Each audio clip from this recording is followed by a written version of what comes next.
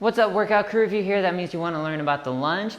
There's lots of different types of lunges, but we're going to start real basic. We're just going to talk about the step back lunge, the front lunge, and then also the jump lunge. Okay, let's start with the step back lunge. We'll start with just body weight, and then we'll move on to weights. Okay, for the step back lunge, what's most important when you step back is getting that 90 degrees between your hamstring and calf muscle. So you don't want to be back here because then you're not really going to activate the glute or the quad. You want to try to get down, try to get that 90 degrees, and then stand back up. Now, when you stand back up, always stand back up from the heel, not from the toes.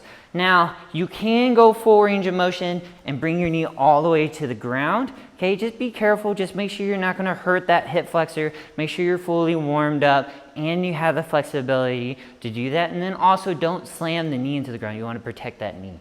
Okay, so that's the step back lunge. Again, what's most important, 90 degrees here, and you want a straight line in the shin. You don't want the knee to be real far past the ankle. You want that straight line on the shin. Now let's talk about the front lunge. When it comes to the front lunge, same form, step far enough forward that the knee doesn't go too far past the ankle. You still want that straight line on the shin. Now when you stand back up, you're gonna push back from the heel. Okay, don't push back from the toe. If you push back from the toe, you'll activate the knee. If you push back from the heel, you'll activate that lower glute, and that's what you want. So step forward, push back from the heel. Again, it is okay to bring the knee to the ground. Just make sure you have good range of motion and you're fully warmed up. Okay, now when it comes to the jump lunge, start in the lunge, and you're gonna jump up, switch legs. Jump up, switch legs, just like that. Okay, always landing on that heel. Okay, you can go faster with it. And also remember, you can bring the knee to the ground.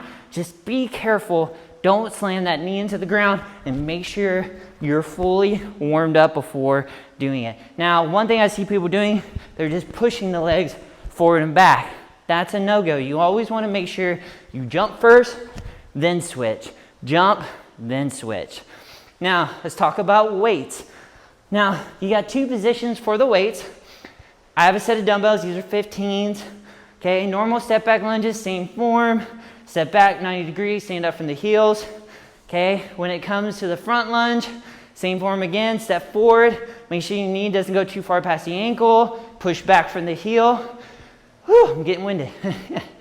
But there is another form to think about, which is pressing the weights overhead. If you do that, lock those elbows out, keep your eyes focused on one spot, because this will be a bouncing exercise as well, and you can do step back lunges that way. Okay, I probably wouldn't do front lunges. You can go for it. Just be careful. You might lose balance a little bit, but start here first. Once you feel comfortable here, try pressing the weights overhead, okay? But that's another option for you. Now, when it comes to the kettlebell, I recommend one position for the kettlebell, which is right underneath your chin. Okay, hold underneath the handles and go for your step back lunges, just like that. Or your front lunge, push back from the heels. Okay, so that's form for jump lunges, step back lunges, and front lunges.